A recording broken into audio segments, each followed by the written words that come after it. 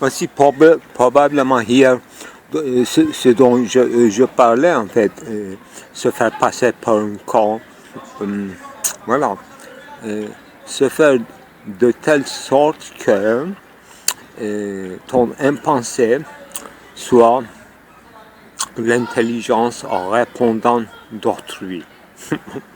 On ne peut pas être plus clair. Je crois que je l'ai capté de mon enfance tendre, de ce quartier-là, enfin. Ça devrait avoir une explication de fondement. Je vous laisse à suivre le reste.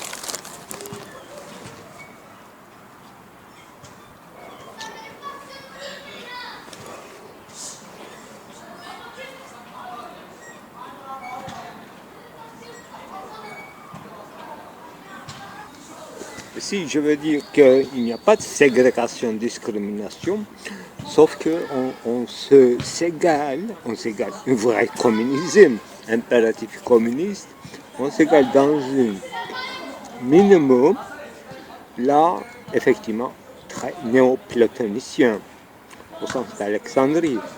Là, tu n'as pas, tu dois le donner. Mais si tu n'en as pas, voilà justement une belle raison pour en lui donner. C'est extraordinaire comme solution postmoderne qui vient de 2000 ans auparavant, c'est autre chose. Mais ils ont réussi et nous aussi, nous pouvons le réussir. J'espère. Mes enfants, mes frères et mes soeurs, mes amis, mes aïeuls.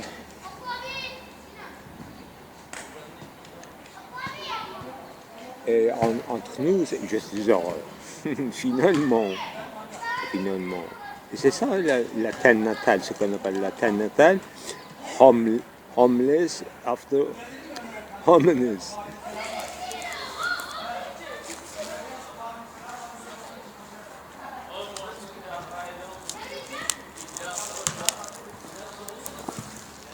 Je vous aime tous. Alors, bon, j'ai bien travaillé, j'ai fait un dessin, c'était fatigant, je me repose, je prends un bain de soleil. Eh bien, où on était là, une explication sur le sujet de la psychagogie. Hier, j'ai discouru assez. Que faut-il ajouter? Bon, commençons par notre dessin. Mon petite lecture de ce livre qui s'appelle Calligraphie chinoise de Henri Michaud. Qu'il disait qu'en fait les Chinois, élites, calligraphes, etc., ils ne supportent pas à la bassesse, à des maniérismes, à des coloris, etc. Bon, voilà un peu mon sujet de pratique quotidienne, picturale. On peut dire que je suis indécis entre d'une certaine vide et plein. Moi, je comprends ceci en termes picturaux, c'est ne pas supporter au vide, remplir toute la page avec des petites figurines ou des taches. Avec les taches T, effectivement, ça peut être un conseil d'un prof de peinture, mais alors que ce qui m'attire, justement, d'où la calligraphie chinoise ou arabe, islamique, à l'occasion turque, ottoman, pardon, eh bien, ce vide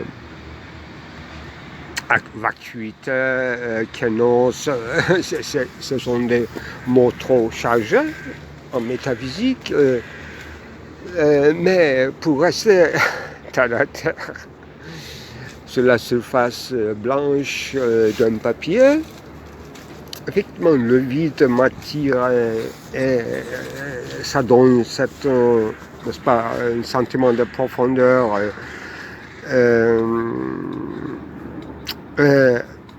Ça ressortit bien les lettres. Effectivement, il y a 2 jours, j'ai jugé que je bousillais mon dessin après avoir fini tout. Je trouve que ce dessin est trop fade, dû à un maigrissement des graisses et des grains de la saison d'hiver. Et je fais un mouvement de salto, je dirais, de manière à peu près réglée, contrôlée, et je repasse comme on justement comme on balaye la maison, un tapis avec une palme d'or, non pas palme d'or, mais avec une branche bien mûre, avec des fruits grands, tout rouges. Je commence à fouetter mon dessin. Alors, c'est un point crucial, ou bien ça sera complètement bousillé, ou bien ça va réanimer. Alors, donc je n'ai pas de choix préalable esthétique, je suis encore dans l'expérimentation et dans l'apprentissage. C'est ça qui est intéressant d'ailleurs dans une praxis picturale. Eh bien, j'obtiens, après coup, je m'en rends compte parce que à l'instant même, j'ai eu le sentiment de détruire, busiller tout le dessin minutieusement travaillé, alors que j'obtiens. Regardez de près le lendemain, surtout dans les détails. Alors, la peinture perd son centre avec tous ces feux sanglants, tout rouge, bien réglé, contrôlé quand même.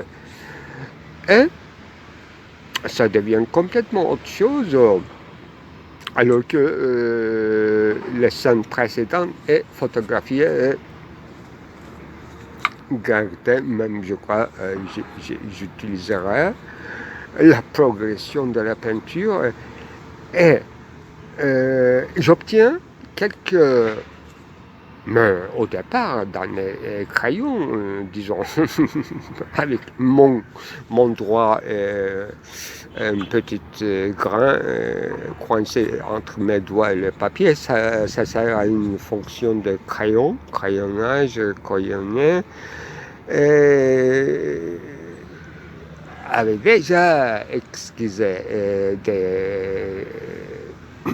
sur la page blanche des idéogrammes chinoises.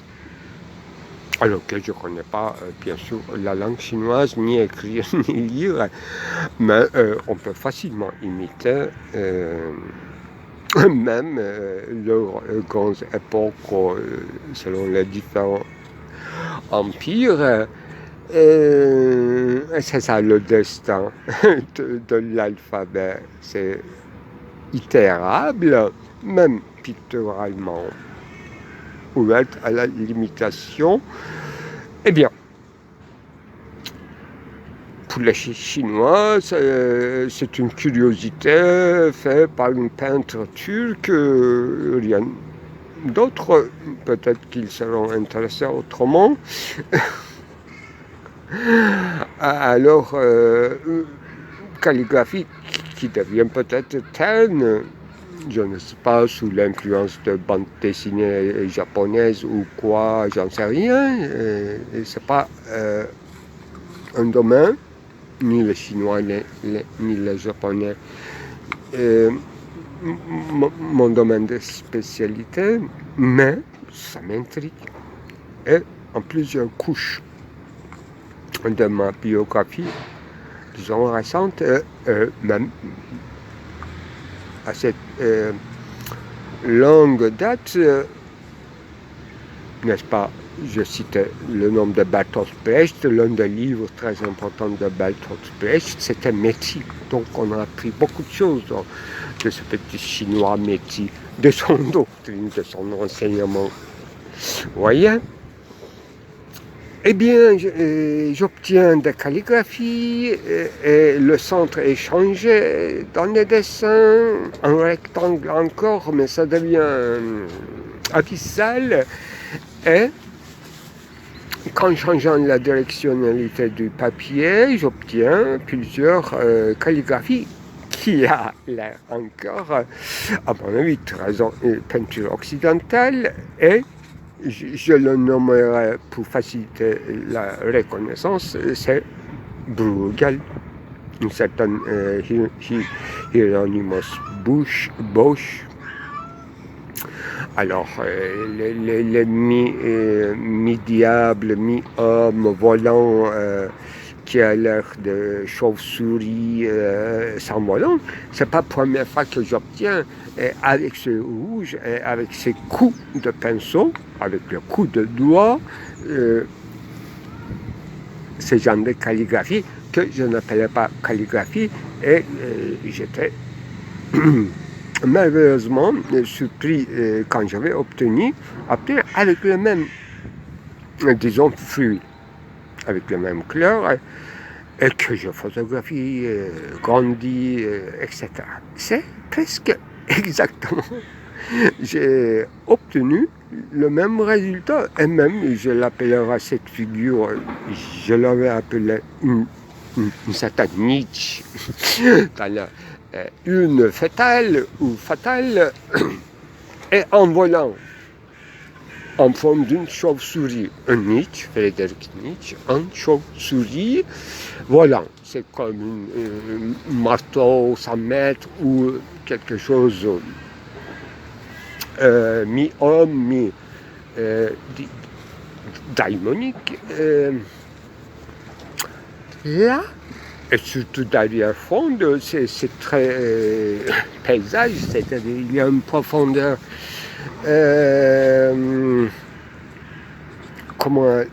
ici il y a une champ, une vallée, un paysage quoi, avec les végétations appropriées, mais il y a un tourment, il y a un événement météorologique, il y a un tourbillon quand même. Voilà, c'est à peu près ça. Et c'est peut-être... Mais j'avais obtenu ça juste au milieu d'un fœtus dans le dessin de quelques mois. Il y a quelques mois, cette fois-ci, c'est complètement hasardeux. Et en première occurrence aussi, c'était complètement hasardeux. Et c'est pour ça que j'étais étonné de l'avoir obtenu dans ma peinture quand même. Voilà. Alors, quel rapport avec les Chinois? Les lettres chinoises ainsi que les lettres tamiles, la calligraphie avec les lettres arabes, c'est-à-dire l'art de Hat, l'art de Ris, Grundriss,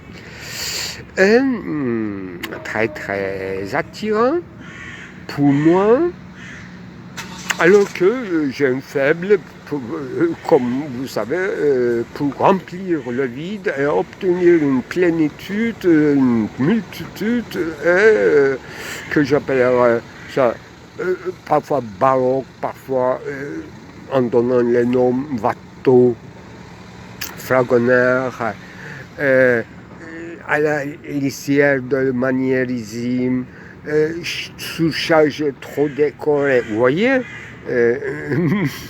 ça manque d'être doré à la manière d'un certain Viennois chez, j'aurais dit un nom, Egon Schlegel, que j'aime bien, alors que Klimt, bon, c'est trop décoré, j'aime moins, mais quand même, c'est extraordinairement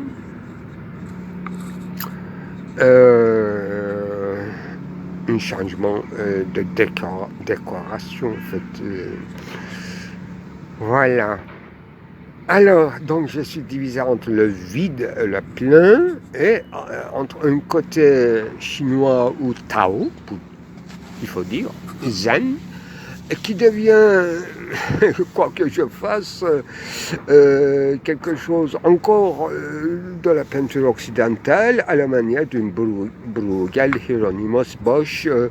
Donc j'obtiens des niches volant en forme de chauve-souris dans un paysage en tourbillon. Donc c'est encore une faune. L'après-midi d'une faune, etc. Donc mes références reconnaissables dans ma culture limitée. Vous voyez le destin de la peinture en parlant de l'aspectivisme. On reste, quoi qu'on fasse, dans les limites de sa culture.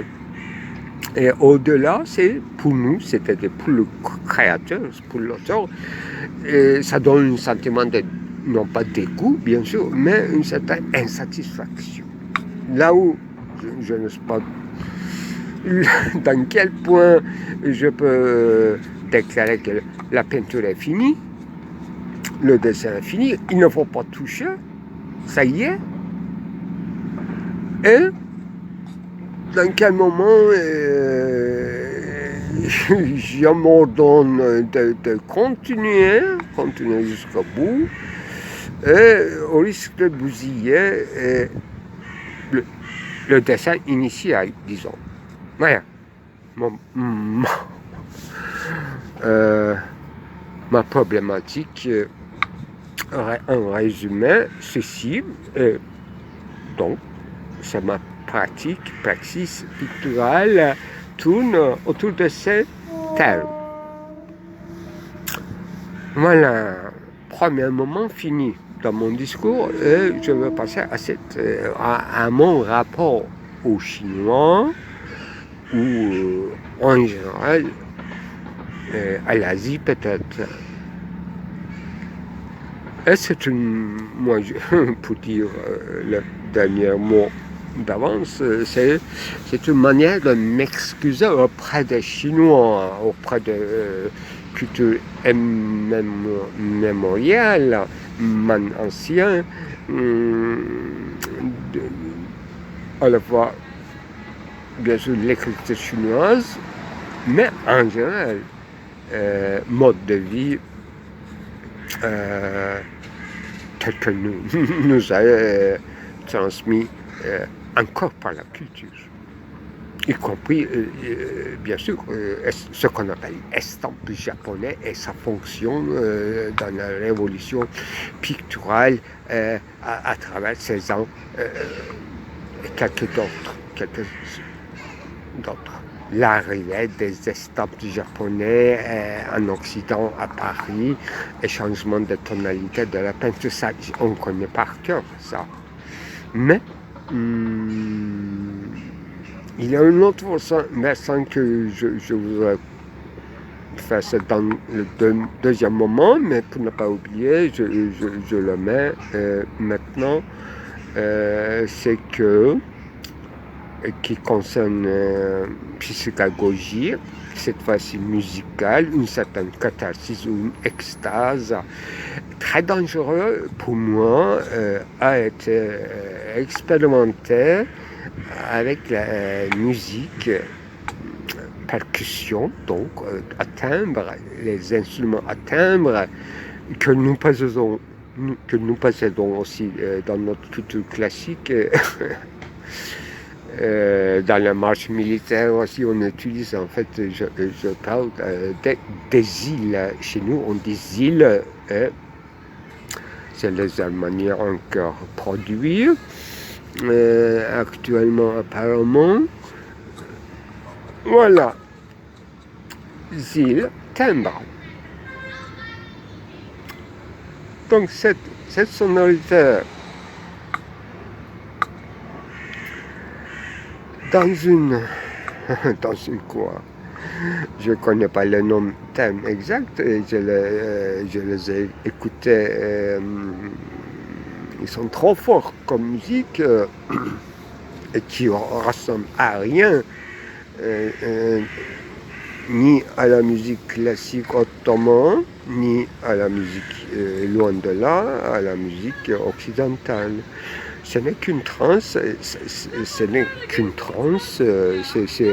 c'est pour obtenir la transe, extase.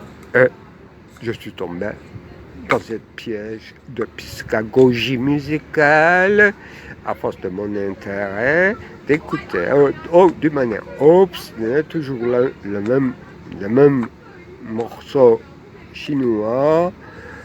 J'ai failli, bien sûr, dans les limites de mes recherches musicales des différentes cultures, donc y compris une extase qu'on appelle incantation ou de quoi incantation voilà, verbiage coranique dans les cultures islamiques qui se pratiquent par certains sectes. Donc, dans mes recherches,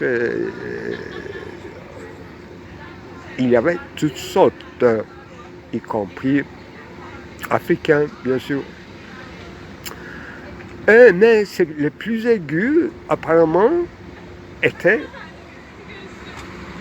ce que j'ai vécu dans une expérience esthétique et méta-esthétique que je juge dangereux pour simple écouteur à travers une médium digital, donc électronique, je ne sais pas, en présence c'est encore pire, c'est très très risqué.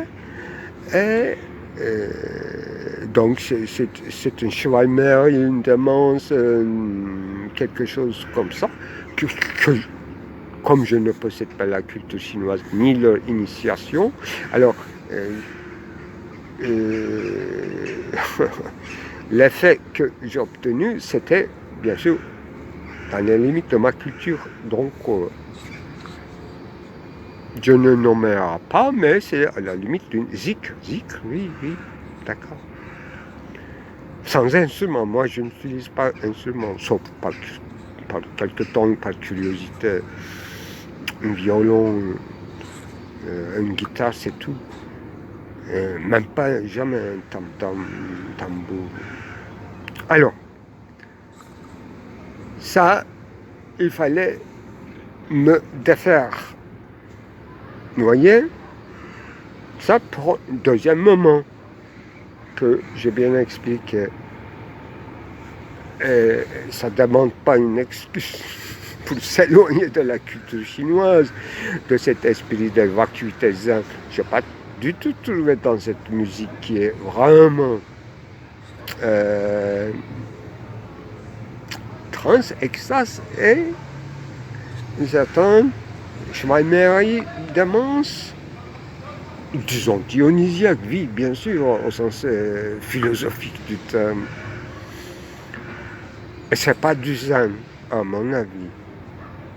Et il fallait, pour moi, bon, c'était un mauvais moment où j'avais découvert que j'étais malade, mais sans solution, c'est-à-dire j'allais courir à droite, à gauche pour chercher d'abord un prognostic et un moyen de traitement. Donc j'étais déjà très mal, mais cette musique, ça devrait être les années 2014, à mon avis. Ça peut être 2012 aussi. Je me demande si c'était avant ou après avoir écrit Half Punch. Ce qui est plus plausible, c'est avant. Parce que ce grande écriture volumineuse de Half Punch, c'était justement pour faire pour orienter toutes ces tendances dangereuses dans la limite d'une culture qu'on appellera divan, compilation des poèmes, comme on appelait l'auture. Vous voyez, Mejmoua, recueil, divan au sens de Goethe. Voilà.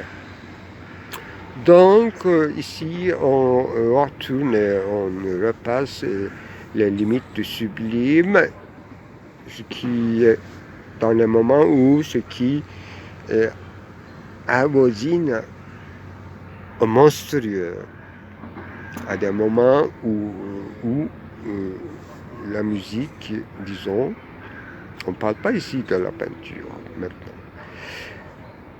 annihiler son concept même, pour parler à Kant, et pour devenir autre chose, c'est-à-dire l'essence même de la musique, au sens où, dans la mythologie, Lévi-Strauss nous a quand même donné une certaine idée très forte en ce qui concerne l'essence de la musique, son rapport avec la littérature ultérieure.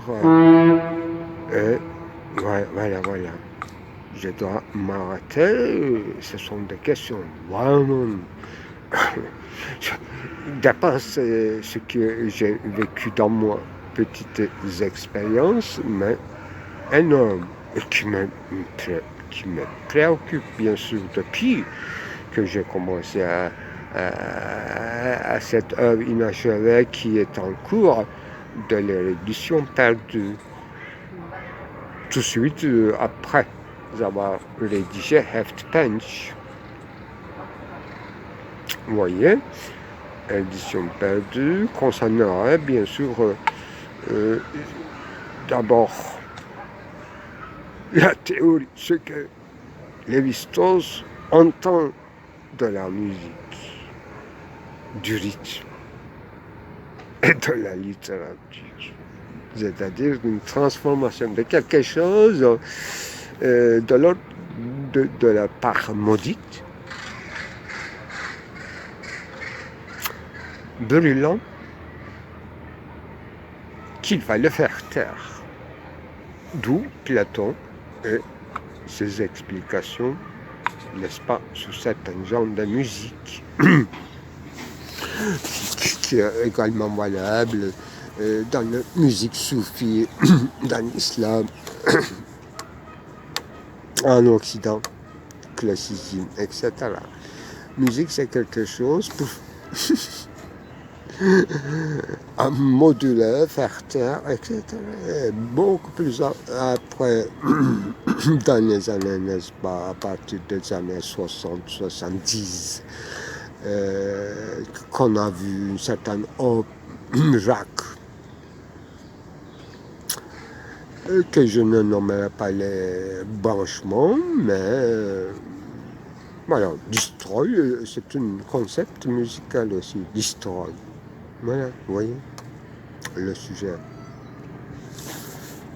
Alors, il faut que je me contente du dessin à la chinoise que j'ai fait, et qui s'appellera encore Au chevet, qui s'inscrit dans la série des chevets. Cette fois-ci, c'est explicitement chinois ou japonais, quoi.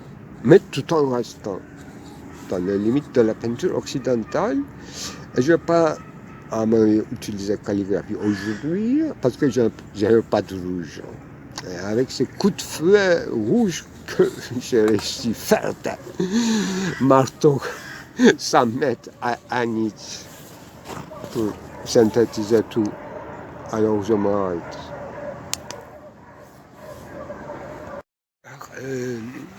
Deuxième ou troisième moment concernant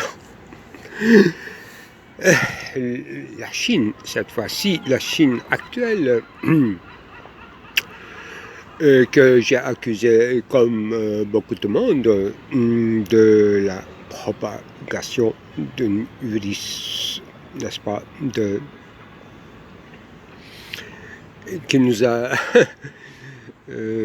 amené à être confinés, comme si nous n'étions pas déjà confinés, mais mes propos à l'époque de la pandémie, donc c'était d'abord un certain mépris et une certaine méfiance à l'égard d'abord de cette pandémie et surtout toutes les dispositions qu'on prend, qu'on nous force. Donc c'était une sorte d'expérience cruciale, sociale et au niveau surtout mondial, global. Donc j'ai fait un rapprochement, bien sûr, comme beaucoup de monde, avec un lancement de nouveaux modes de vie qui nous ferait encore plus dépendants des télétechnologies qu'on appelle G5 et qu'il était en train de faire sa promotion. Il y avait des ententes et des mésententes entre la Chine et l'Allemagne pour l'utilisation de ces ports et bien sûr sous structure de réseau des réseaux de contrôle de l'ordre génération 5, etc.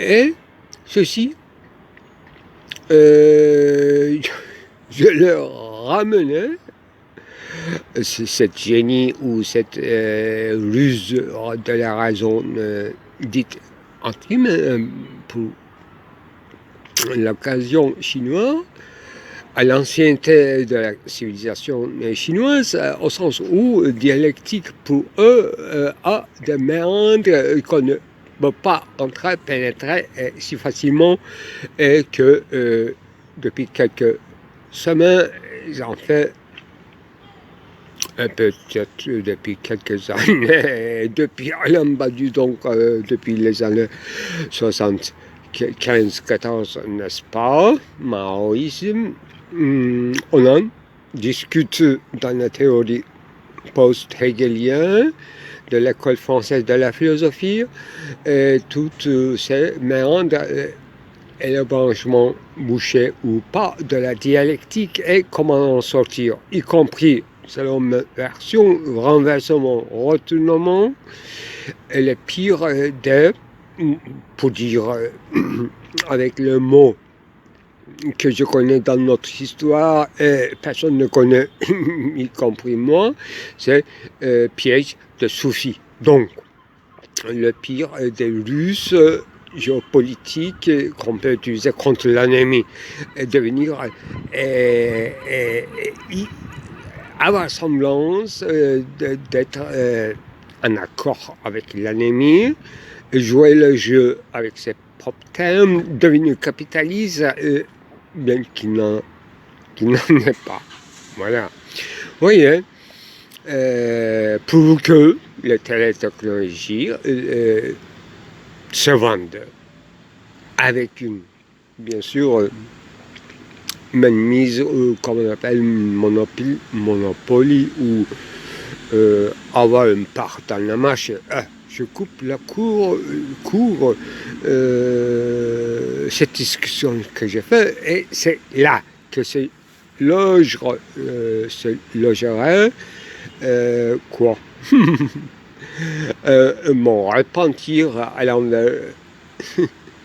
fois à l'état Chine actuel, à la fois en ce qui concerne immense profondeur de la civilisation immémoriale de la Chine éternelle. Voilà, que je salue, y compris grand raffinement japonais, etc. Mais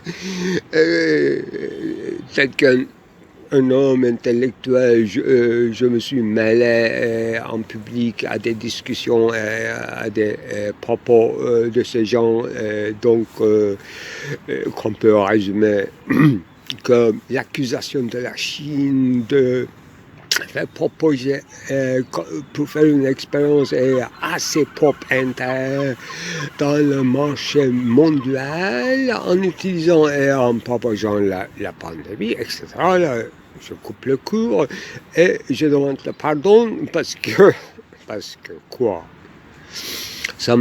D'abord, l'histoire n'a pas de sens et imitation, mimésis chinois et japonais aussi dans les années 40.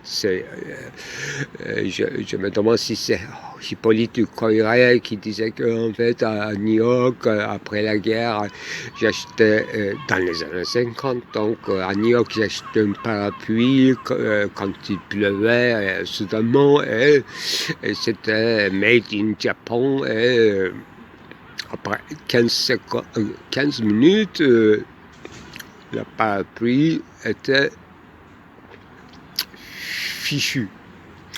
Ce que je voulais dire, voilà, développement de télétechnologies en Japon, en Taïwan, et puis actuellement en Chine. Ça, c'est bien connu, et en usant donc le concept capitaliste. Dit-on, le capital, etc. Mais en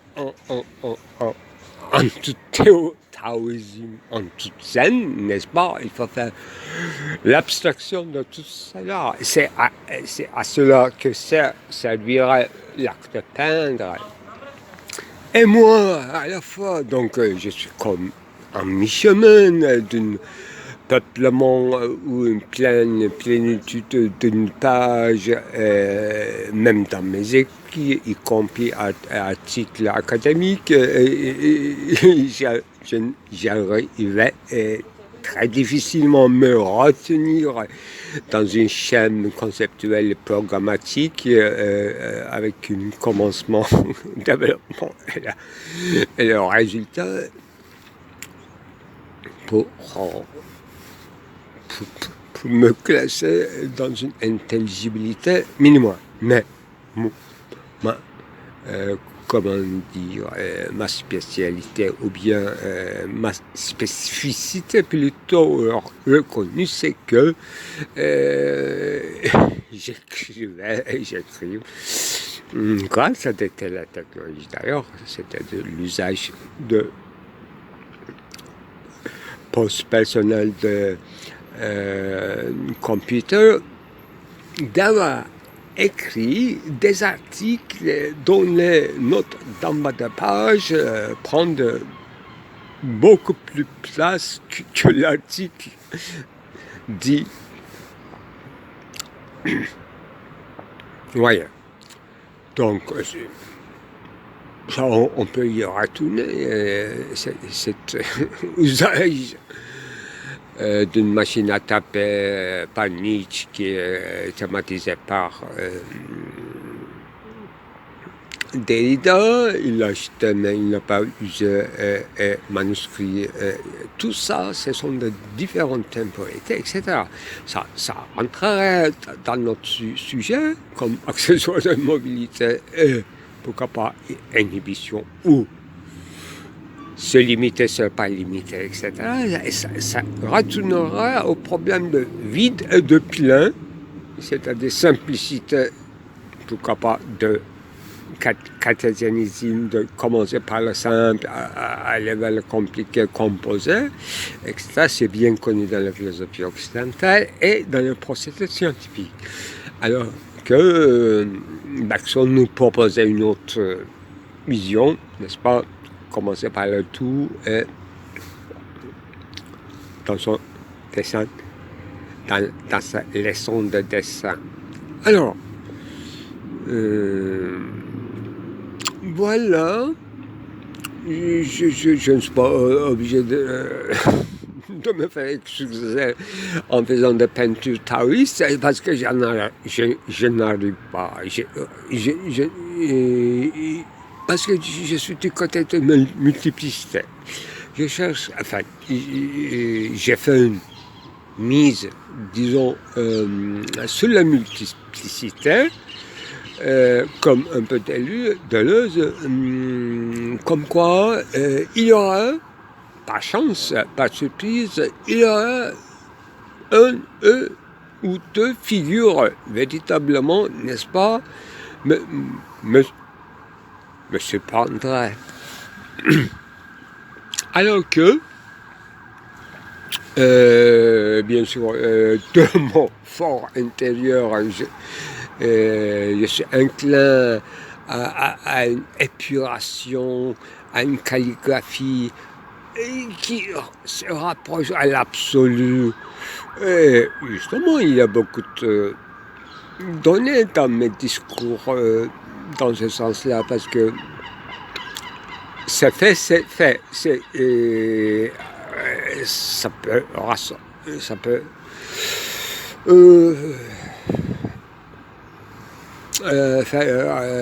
rappeler amor fati, justement. Destin, c'est-à-dire un trait, c'est destinant. Un trait, un risque.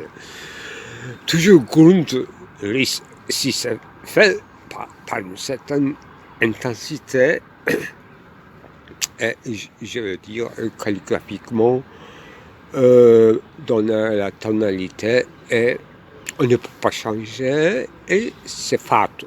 Fatou, tu aimeras bien amour ou non amour. C'est ça, à peu près, ce que je voulais dire en ce qui concerne praxis picturale. Et un trait, on peut la faire effacer, on peut comme disait Lacan, comment il disait, voilà, détourner, non, il ne disait pas ça, mais je trouvais escamotage, voilà, on peut escamoter, grand mot, un grand concept, escamotage, c'est aussi important que renversement, retournement, jouer avec les mêmes principes et les instruments que son ennemi. On parle toujours en termes de guerre, hein, vous savez.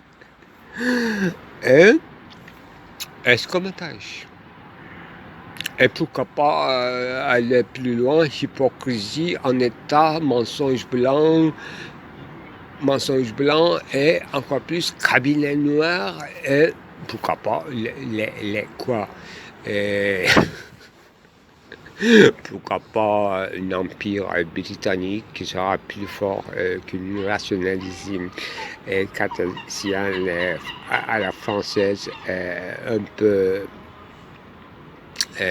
puéril, alors qu'une histoire de Geist à l'Allemagne qui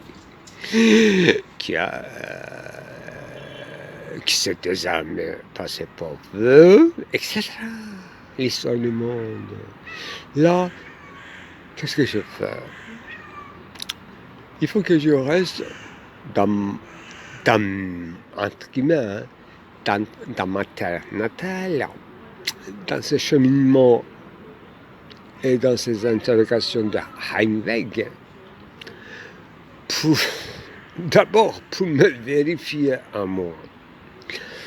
J'avais sorti cette phrase à Samatya et j'ai écouté dans l'enregistrement que j'ai fait un cas approximatif hier, je répète plus correctement pour en finir, l'impensé, pour ne pas dire l'inconscience.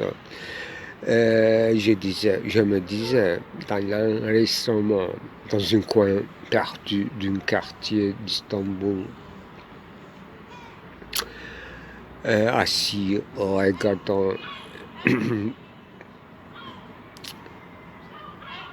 l'impensé, il faut que la phrase exacte ne sera pas comme ça, mais il faut que cet impensé que nous appelons l'inconscient maladroitement,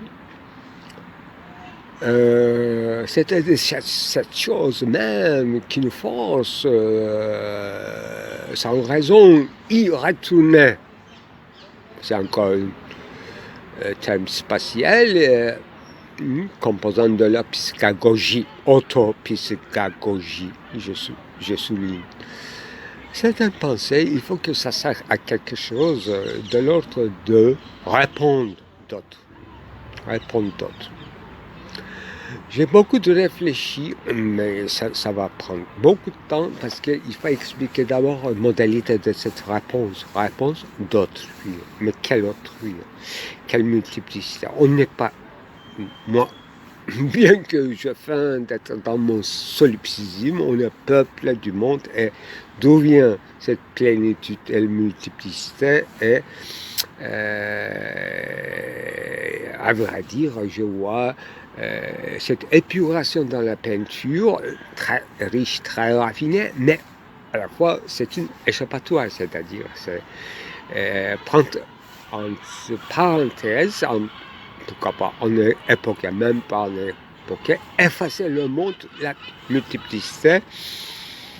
C'est pour ça que je donne la chance à la multiplicité, dont l'autre et moi. Vous voyez? Donc l'impensé qui est la mienne, dont je maîtrise très mal, avec toutes ces sortes d'anamnésis réitérées, il faut que ça serve à quelque chose, ces efforts de l'autre non-être finalement en vain, et il faut que ça soit répondant d'autrui. Voilà, ma famille était comme ça. Je répétais en plusieurs façons. Ma première façon, c'était, si j'ai bien écrit, on va y retrouver. Et donc, j'ai une faible pour autrui, donc autrui au sens véritablement, disons, élimination, c'est-à-dire il n'y a pas un tel ou un tel. Autre. Personnalisé chez un sujet humain quand même, n'est-ce pas? Quand on dit autrui. Répondant, qui renvoie à la responsabilité. Donc, quoi que je fasse, dans mon solipsisme, dans mes anamnésis, dans mes praxis, dans ma bios théoreticos, c'est pas pour révéler l'essence même de l'être des choses, mais être répondant d'autrui. C'est ça, apparemment, là où s'origine politique, c'est-à-dire être plus polyloïcos, je dirais, être multiple, par a priori, non pas à force des choses cette fois-ci, et je précise, multiplicité, c'est pour le vivant d'abord, pour ne pas dire l'humain seulement, c'est l'a priori même. C'est l'a priori même. D'où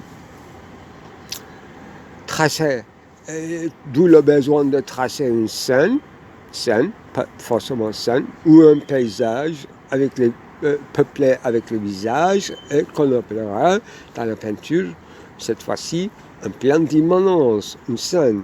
Et je pense aussi aujourd'hui de dire que, quoique je participe à la critique de théâtre, à l'italien qui a 3 murs et le 4e mur sera absent et le spectateur sera passif et il y a une catharsis qui est de l'ordre de psychologie. Et je jugeais aussi à ma façon que Bertolt Brecht aussi à sa façon reste platonicien au sens qu'il méfiait l'art au sens de catharsis, n'est-ce pas, identification. Mais lui, il restait quand même l'homme de théâtre au sens de spectacle et son enjeu, son surplus excédent, c'était justement souligner qu'il s'agissait d'un spectacle. Donc, un mimésis, un mensonge qui se dit mensonge n'est plus un mensonge. Vous voyez, histoire de Cratois. Et c'est ça, nous sommes actuellement dans la véracité. Je ne connais pas ce qui se passe en Chine, mais dans mon contrat à moi, je préférerais que on ne peut pas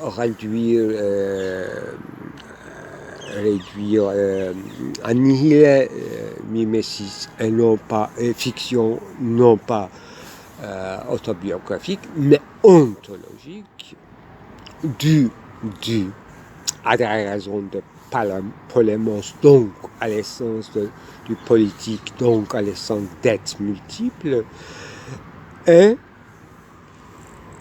il faut jouer le jeu, non pas d'une manière hypocrite avec le cabinet noir mondial, mais clair.